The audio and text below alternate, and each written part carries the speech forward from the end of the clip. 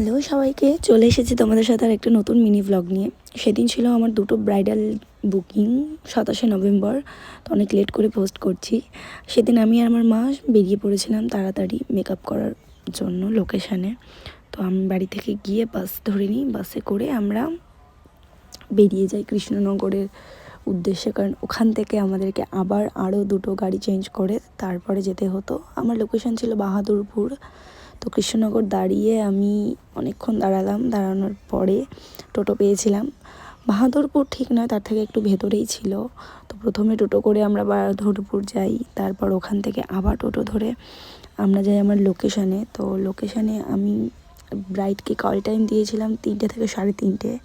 আমি গিয়ে দেখছি আমার ব্রাইড তখনও বসে হয়েছে, বৃদ্ধি করছে, আশীর্বাদ আর বৃদ্ধিও হচ্ছে তার। তো আমি কেউ প্রচণ্ড টেনশনে পড়ে গিয়েছিলাম, কারণ আমাকে ওখান থেকে এসে আবার একটা ব্রাইড ধরতে হতো। তো আমি অনেকক্ষণ বসে থেকে 3:30 সময় তখনও দেখছি ব্রাইড ওই বৃদ্ধি করে যাচ্ছে।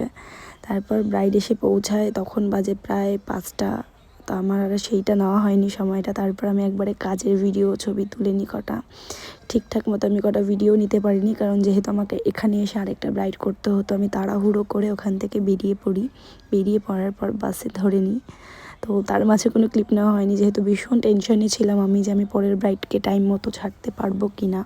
কিন্তু আমার ব্রাইড এত ভালো ছিল, সে আমাকে বলছিল যে তুমি আস্তে আস্তে এসো, আমি রেডি হয়ে বসছি। তো যাওয়ার পরে এই যে আমার সেকেন্ড মিষ্টি ব্রাইড, যে খুবই ভালো ছিল, তার সাথে কাজ করে আমার ভীষণ ভালো লেগেছে। থ্যাংক ইউ আমার ভিডিওটা দেখার জন্য।